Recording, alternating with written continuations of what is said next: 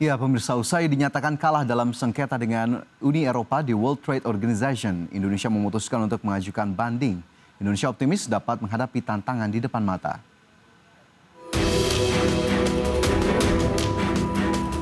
Pemerintah Indonesia memutuskan untuk terus maju usai kalah melawan Uni Eropa dalam gugatan larangan ekspor nikel di WTO.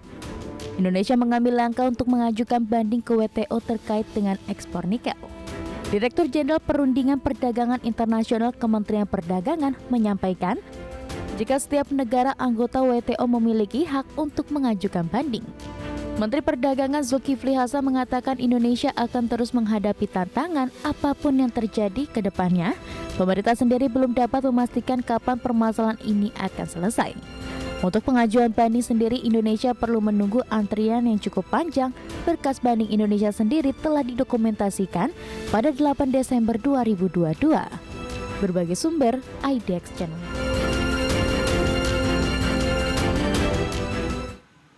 Ya, pemirsa, sebagaimana diketahui, WTO sebelumnya menolak pembelaan Indonesia terhadap gugatan nikel Uni Eropa.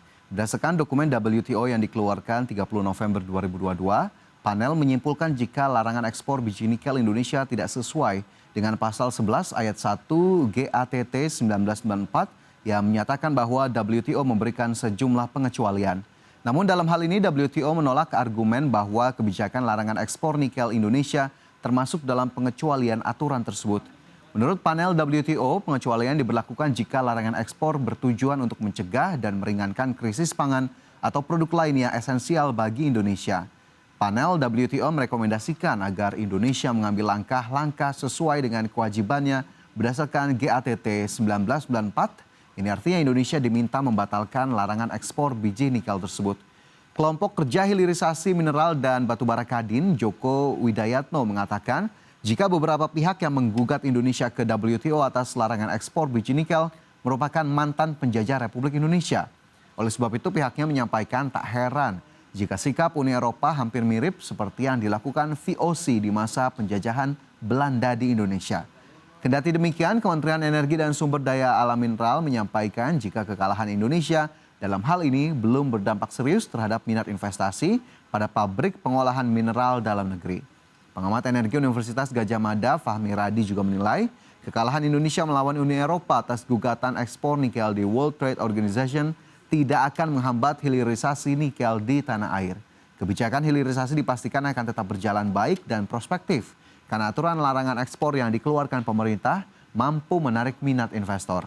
Pemerintah diharapkan dapat menciptakan lagi iklim yang kondusif dengan memberikan insentif agar investor dapat semakin tertarik menanamkan modalnya di Indonesia.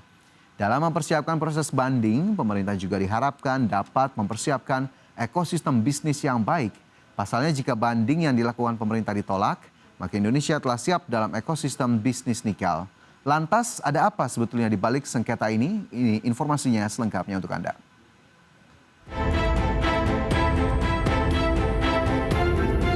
Niat pemerintah untuk memaksimalkan potensi sumber daya alam untuk kepentingan dalam negeri menemui tantangan. Pasalnya pada akhir 2022 lalu Indonesia baru saja menelan kekalahan dalam gugatan Uni Eropa di Organisasi Perdagangan Dunia atau WTO. Perihal larangan ekspor biji nikel kadar rendah yang ditetapkan pemerintah sejak awal tahun 2020 lalu. Dalam rapat kerja dengan Komisi 7 DPR RI, Menteri SDM Arifin Tashrif mengungkapkan hasil putusan panel WTO yang dicatat dalam sengketa DS 592 dan final panel report tersebut sudah keluar dari 17 Oktober 2022 lalu. WTO juga menolak pembelaan yang diajukan pemerintah Indonesia terkait dengan keterbatasan jumlah cadangan nikel nasional dan untuk melaksanakan aspek lingkungan sebagai dasar pembelaan. Setidaknya ada beberapa peraturan perundang-undangan yang dinilai melanggar ketentuan WTO, diantaranya Undang-Undang Nomor 4 Tahun 2009 tentang pertambangan, mineral dan batu bara. Peraturan Menteri SDM Nomor 11 Tahun 2019 tentang perubahan kedua atas Permen ESDM Nomor 25 Tahun 2018 tentang pengusahaan, pertambangan mineral dan batu bara. Berbagai sumber, IDX Channel.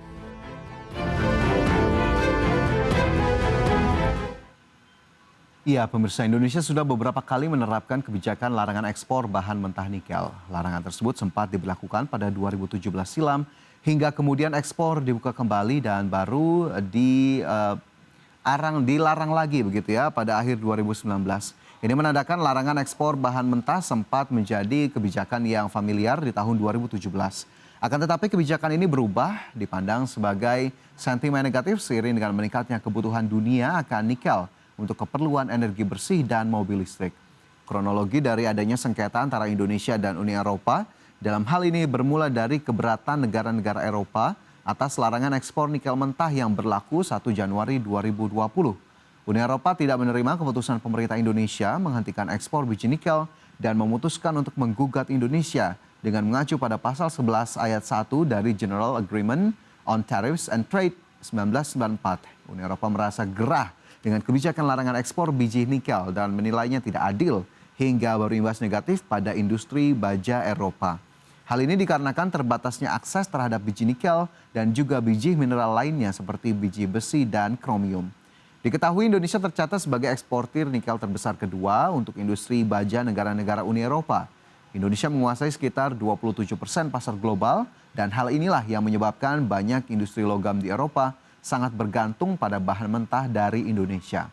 Hal ini tersampaikan pada akhir tahun 2020 di mana Komisioner Perdagangan Uni Eropa menyampaikan jika langkah Indonesia menyetop ekspor biji nikel membuat industri baja di Eropa dalam ancaman besar.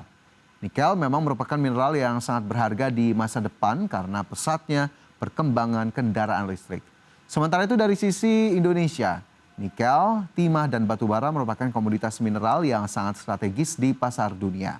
Dengan mengolah biji nikel di peleburan dan pemurnian atau yang disebut dengan smelter dalam negeri, Indonesia bisa mendapatkan keuntungan yang jauh berlipat ketimbang mengekspor dalam bentuk raw materials. Sebagai contoh, dengan mengolah biji nikel menjadi ferronickel, harganya dapat meningkat dari $55 Amerika menjadi $232 Amerika per ton atau memberikan nilai tambah sekitar 400%. Dan Presiden Joko Widodo pun menyampaikan bahwa gugatan pada Indonesia merupakan hak dari Uni Eropa.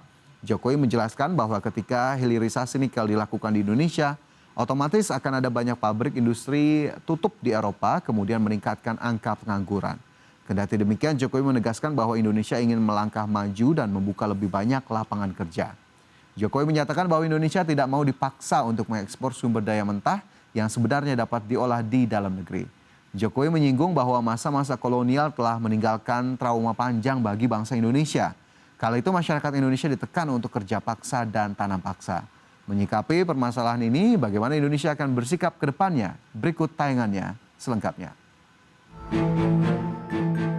Berdasarkan data Badan Pusat Statistik atau BPS, volume dan nilai ekspor nikel Indonesia memang terus meningkat sejak 2021. Sepanjang periode Januari hingga September 2022, volume ekspor nikel sudah mencapai $4,12 Amerika Serikat atau setara dengan 62,83 triliun. Nilai ini melonjak lebih dari 5 kali lipat jika dibandingkan dengan nilai ekspor sepanjang tahun lalu. Inilah yang diklaim pemerintah bahwa hilirisasi nikel telah berkontribusi signifikan terhadap peningkatan nilai ekspor nasional. Pengamat energi Universitas Gadjah Mada Fahmi Radi menilai kekalahan Indonesia melawan Uni Eropa atas gugatan ekspor nikel di World Trade Organization tidak akan menghambat hilirisasi nikel di tanah air. Kebijakan hilirisasi dipastikan akan tetap berjalan baik dan prospektif karena aturan larangan ekspor yang dikeluarkan pemerintah mampu menarik minat investor. Pemerintah diharapkan dapat menciptakan lagi iklim yang kondusif dengan memberikan insentif agar investor dapat semakin tertarik menanamkan modalnya di Indonesia. Dalam mempersiapkan proses banding, pemerintah juga diharapkan dapat mempersiapkan ekosistem bisnis yang baik. Pasalnya jika banding yang dilakukan pemerintah ditolak, maka Indonesia telah siap dalam ekosistem bisnis nikel. Berbagai sumber, IDX Channel.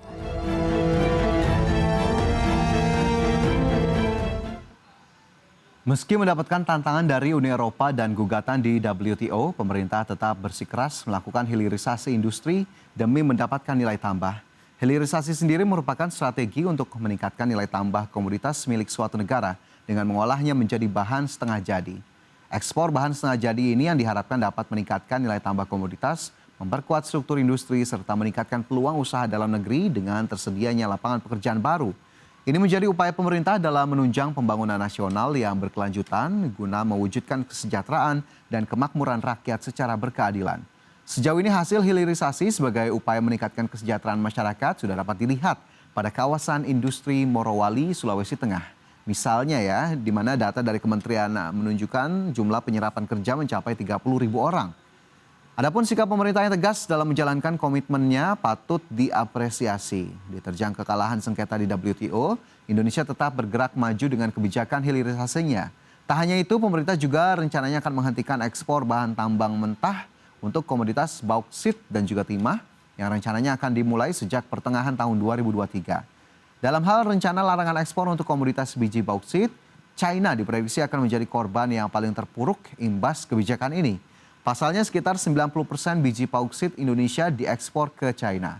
Perhimpunan Ahli Pertambangan Indonesia atau Perhapi mencatat jumlah produksi biji bauksit Indonesia mencapai 40 juta ton, di mana 6 juta ton maksud saya hanya mampu diserap untuk kebutuhan refinery dalam negeri, sementara selebihnya yakni sekitar 35 sampai 36 juta ton diekspor ke China. Dari hasil ekspor biji bauksit Indonesia itu, industri China menggunakannya untuk menghasilkan produk antara alumina dalam bentuk smelter grade alumina dan chemical grade alumina. Ekspor biji bauksit ke China setidaknya sudah berlangsung puluhan tahun.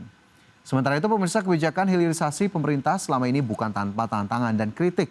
Ekonom senior Indef Faisal Basri mengkritik konsep hilirisasi mineral mentah. Hal ini dinilainya hanya menguntungkan industrialisasi di China.